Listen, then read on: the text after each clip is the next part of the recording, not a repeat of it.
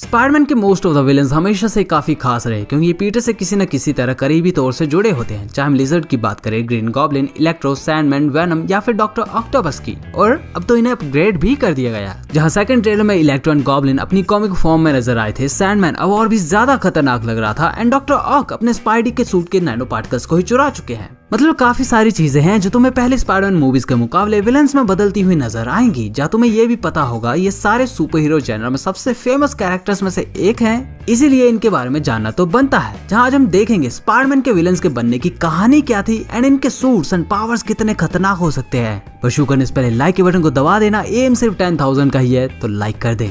ना चलिए बिना किसी देरी की वीडियो को शुरू करते हैं। सबसे पहले बात कर लेते हैं सैंडमैन की। ये विलन टोबी मैगवायर के स्पाइडरमैन 3 में अपीयर हुआ था, जिसे हम फ्लिंट मार्को एक विलियम बेकर के नाम से भी जानते हैं। जब तुम्हें याद होगा तो इसके सुपर विलन बनने की कहानी पहली मूवी से ही शुरू हो गई थी। एक्चुअली 2002 में स्पाइडरमैन 1 के टाइम ये और इसका एक साथी डेनिस एक रेसलिंग वेन्यू यानी अंग्रेजी अखाड़े को लूटने गए होते हैं, जिसका में कामयाबी हो जाते हैं। लेकिन जब भागने की बारी आती है तब इन्हें सिर्फ अंकल बेन की गाड़ी दिखती है, जिसे फ्लिंट सिर्फ चुराना चाहता था। इसलिए वो अंकल बेन को समझाने की कोशिश करने लगता है, लेकिन अंकल बेन तो ठहरे एक लेवल ऊपर। वो उल्टा फ्लिंट को ही प्रवचन देने लगते हैं, जहाँ इसी बीच डेनिस आ टपकता है, जिसे देखकर फ्लिंट डर जाता है। और इसी चक्कर में जो गन फ्लिंट के हाथों में होती है उससे गोली अंकल बेन को आ लगती है। देन उनकी डेथ वहीं हो गई थी, जिसके बाद स्पाइडी डेनिस को तो मार देता है, पर फ्लिंट बच गया था क्योंकि पीटर को एक्चुअल किलर के बारे में पता ही नहीं था, जो उसे बाद में पता लगता है। बट फिर भी अंकल बेन की डेथ के बाद पुलिस फ्लिंट को रॉबरी के लिए जेल में डाल देती है। जहाँ 3 साल बाद फिर 2005 में जब वो जेल से भागने की कोशिश करता है तो उसी टाइम वो एक्सीडेंटली एक एक्सपेरिमेंटल पार्टिकल एक्सेलरेटर के बीच जा गिरता है, जिसने फिर उसे सैंड पार्टिकल्स में बदल दिया था। तो इस तरह फ्लिंट को अपनी पावर्स मिली थी। पर ये सब होने के बावजूद ये कैरेक्टर एक्चुअली बुरा नहीं है, बल्कि ये बुरी सिचुएशंस का शिकार हुआ होता है। जहाँ 2002 में इसकी बेटी बीमार थी, जिसके ट्रीटमेंट के लिए इसे पैसों की जरूरत होती है। दैट्स वाई इसने रेसलिंग वेन्यू में रॉबरी करी थी। अंकल बेन को ये मारना नहीं चाहता था, वो टोटली एक एक्सीडेंट था। जो बात स्पाइडरमैन 3 की एंड बैटल में ये स्पाइडरमैन को बताता भी है और उसके लिए माफी भी मांगता है। इसलिए विलन पूरी तरह बुरा नहीं था, बस इसने स्पाइडरमैन को मारना इसलिए चाहा था क्योंकि अंकल बेन के असली कातिल का पता लगने के बाद पीटर ने उसे मारने की कोशिश की थी, जिसमें पीटर कामयाब भी हो जाता अगर सैंडमैन के पास अपनी पावर्स नहीं होती तो। इसलिए बदले का बदला लेने के लिए सैंडमैन वेनम के साथ हाथ मिला लेता है। लेकिन जैसे ही एंड बैटल में फ्लिंट को स्पाइडरमैन की आइडेंटिटी पता लगी थी कि वही पीटर पार्कर है, तो ये देखकर सैंडमैन अपनी बदले की भावना छोड़ देता है और पीटर भी अंकल बेन की डेथ के लिए उसे माफ कर देता है। लेकिन स्पाइडरमैन नो वे होम की कहानी बिल्कुल अलग होगी, क्योंकि वहाँ ये most probably spider and venom की इस बैटल के टाइम से पहले ही एमसीयू में एंटर हो जाएगा, या फिर ये किसी और ही यूनिवर्स से आए।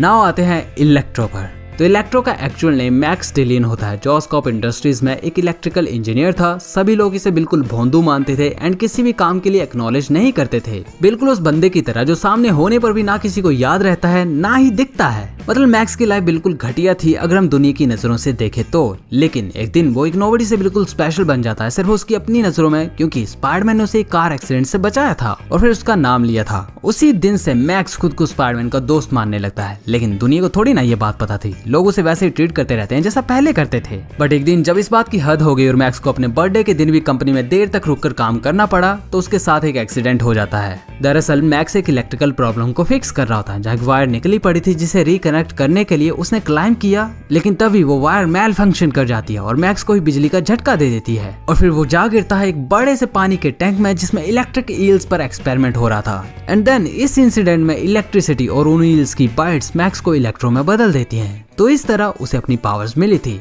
लेकिन वो इनसे क्या क्या कर सकता है ये काफी हैरान करने वाला है। जहाँ enhance strength, stamina and endurance, healing factor के अलावा ये इलेक्ट्रिसिटी को किसी भी ऑब्जेक्ट के परे देखकर अपनी बॉडी में स्टोर करके उससे लाइटनिंग बोल्ट्स क्रिएट कर सकता है, मैग्नेटिक फील्ड्स को मैनिपुलेट करके उड़ सकता है एंड खुद को टोटली इलेक्ट्रिक करंट में ट्रांसफॉर्म करके इलेक्ट्रिक वायर से ट्रेवल करना, ये भी इसकी पावर्स में शामिल है। इसके अलावा अगर कोई सिस्टम इलेक्ट्रिकली पावर्ड हो तो उसे ओवरराइड करके अलार्म्स को डिस्कनेक्ट करना and in a limited way computers तक को कंट्रोल कर लेना इलेक्ट्रो की एबिलिटीज में शामिल है। यानी एक तरीके से कहें तो इलेक्ट्रो एक फोर्स ऑफ नेचर की तरह है, जिसे मारना काफी सरदर्द वाला काम होगा। एंड यही बात इस कैरेक्टर को प्ले करने वाले एक्टर जेमी फॉक्स ने भी कही थी कि इलेक्ट्रिसिटी मर नहीं सकती, बट तुम्हें पता है मूवी में ये किसी तरह तो दिखाना ही पड़ता है। बाकी इसकी और भी पावर्स होंगी जो हमें नो वे होम में देखने को मिलेंगी। एंड वह याद रहे इसका कलर ब्लू नहीं है, बल्कि इलेक्ट्रो वहाँ एक सूट को पहने हुए जिसमें स्टार्क टेक्नोलॉजी से बना आर्क रिएक्टर लगा है, जिससे वो इलेक्ट्रिसिटी को कंट्रोल कर रहा है या फिर उसमें स्टोर कर रहा है, ये तो मूवी देखने पर ही पता चलेगा।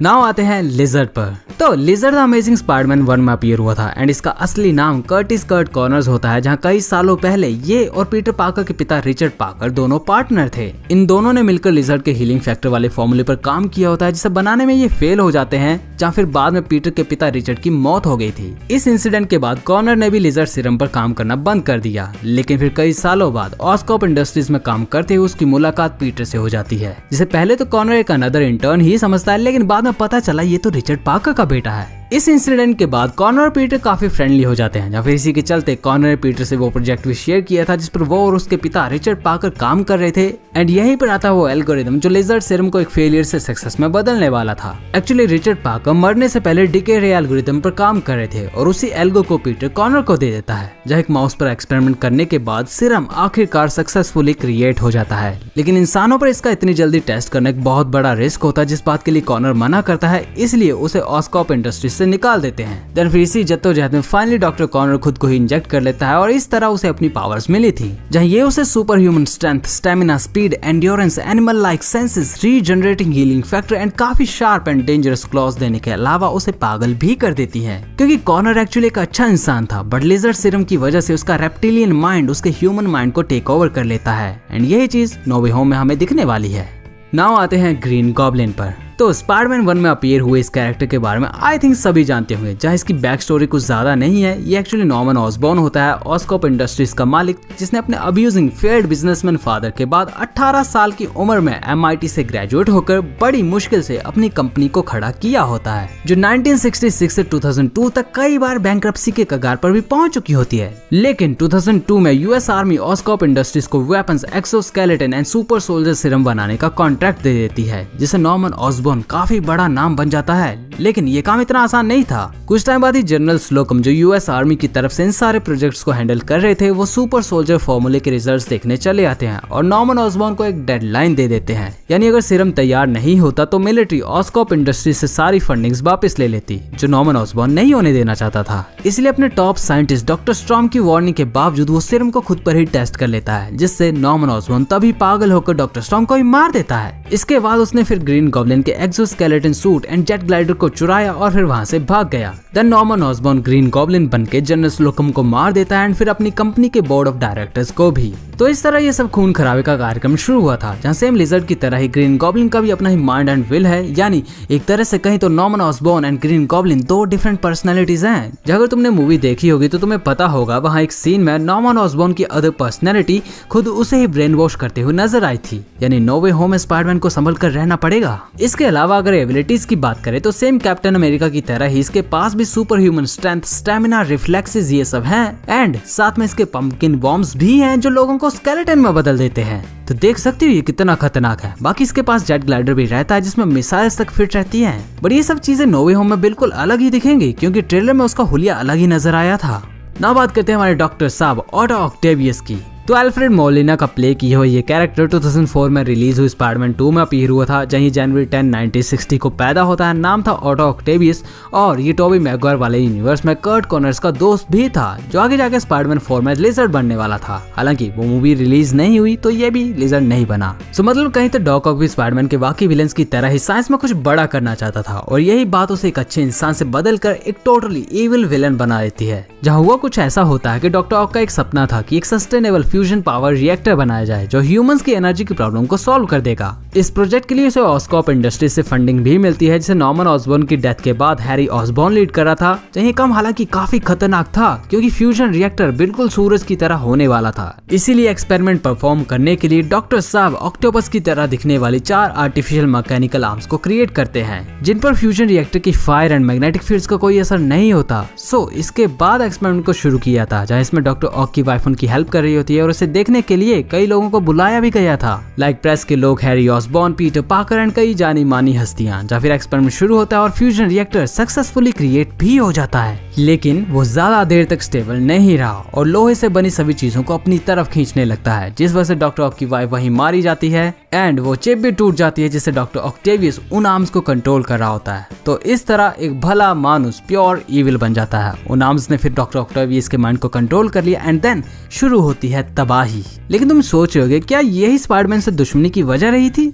नहीं, एक्चुअली होता ऐसे है कि अपनी वाइफ के मर जाने के बाद डॉक्टर ऑक दोबारा फ्यूजन रिएक्टर बनाना चाहता था, जिसके लिए ट्रिटियम की जरूरत होती, जो सिर्फ हैरी ऑसबॉर्न के पास था। इसलिए वो फिर हैरी के पास जाता है, उसे धमकी देता है कि ट्रिटियम दे दे वरना बालकनी से फेंक दूंगा। जिसके बाद हैरी उससे एक डील कर लेता है कि ठीक है, मैं तुम्हें वो देता हूँ जो तुम्हें चाहिए, लेकिन उसके बदले तुम्हें स्पाइडरमैन को कैप्चर करके जिंदा मेरे पास लाना होगा। सो इस तरह स्पाइडरमैन का कॉन्फ्लिक्ट डॉक्टर ऑक्टोपस से शुरू हुआ था। बट तुम्हें पता है फिर एंड में जब उसे पीटर की आइडेंटिटी पता चलती है तो अगेन तब हमारे डॉक्टर साहब अपने भले मानुस होने का सबूत दे ही गए थे। जहाँ नो वे होम में भी ऐसा ही कुछ होगा, ये देखना पड़ेगा। अब ये तो रही कि डॉक्टर ऑक इविल कैसे बना था। अब जान लेते हैं उसकी आर्म्स क्या क्या कर सकती है। तो ये उसे सुपर ह्यूमन स्ट्रेंथ देती है, आग और मैग्नेटिक फील्ड्स का इन पर कोई असर नहीं होता, दीवारों पर चढ़ना, वेपन्स एंड ऑब्जेक्ट से अपने यूजर को प्रोटेक्ट करना एंड टेलीस्कोपिंग मींस 20 फीट तक खुद को एक्सटेंड कर लेना, इन आर्म्स के ये सब फंक्शन है। बट तुम्हें पता है इसके अलावा डॉक्टर ऑक खुद भी एक बहुत बड़ा जीनियस है, जहाँ इसी बात का जलवा ये स्पाइडरमैन नो वे होम में दिखाता हुआ दिख जाएगा।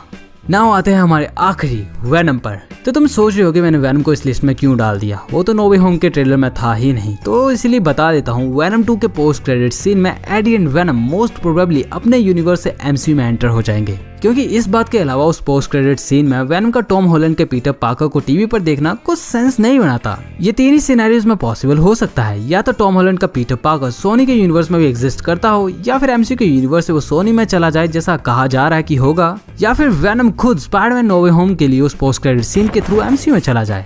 हाँ, टेम्पररी तौर पर होगा ये। अब हालांकि ये मूवी देखकर ही पता चलेगा इनमें से कौन सा सिनेरियो ट्रू होता है। बाकी अगर वेनम एमसीयू में आ गया तब स्पाइडरमैन और उसकी फाइट होगी, लेकिन आखिर में वो एक साथ विलन से लड़ते हुए दिख सकते हैं, क्योंकि वेनम अब कोई विलन नहीं है। इसीलिए लीथल प्रोटेक्टर होने की सेंस तभी बनेगी जब वो पीटर से लड़ने के बाद उसी का साथ देगा। बाकी क्या होता है वो तो अलग बात है। इसके अलावा वेनम के बारे में मुझे नहीं लगता कुछ बताने की जरूरत है, क्योंकि उसकी मूवीज तो अभी जैसी आई थी, जहाँ बाकी कैरेक्टर्स बहुत पहले दिखे थे, इसलिए मैंने उनके बारे में बता दिया। अब गाइस ये वीडियो मैं यहीं पर रैप अप करता हूँ, काफी दिनों बाद आई है तो माफ करना, बट अगर अच्छी लगी तो इसे लाइक कर देना। एंड वो 10 कैरेक्टर्स कौन है जिन्होंने सेलेस्टियल्स को मार दिया था या फिर उनकी पावर्स ही चुरा ली थी, यहाँ से जान सकते हो। बाकी मार्वल के टॉप 10 डार्केस्ट यूनिवर्सेस के बारे में जानना हो तो यहाँ से देख लेना। अब चैनल को सब्सक्राइब नहीं करा तो ऑल नोटिफिकेशंस ऑन करके वो भी कर ले। ना मिलते हैं नेक्स्ट वीडियो में, तब तक के लिए thank you and good bye.